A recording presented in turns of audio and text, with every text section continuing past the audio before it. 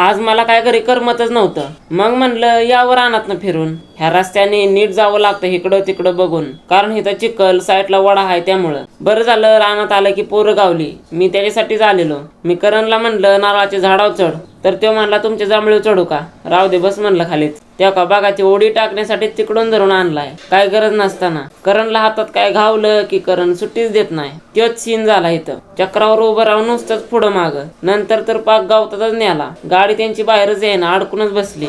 चला आता दगडावर पाय टाकून असा वडा ओलांडायला लागतो. करणचं ध्यान सारखं जांभळीकडेच जाते. आता बघा नाटकं करण्याच्या नादात काय होतं.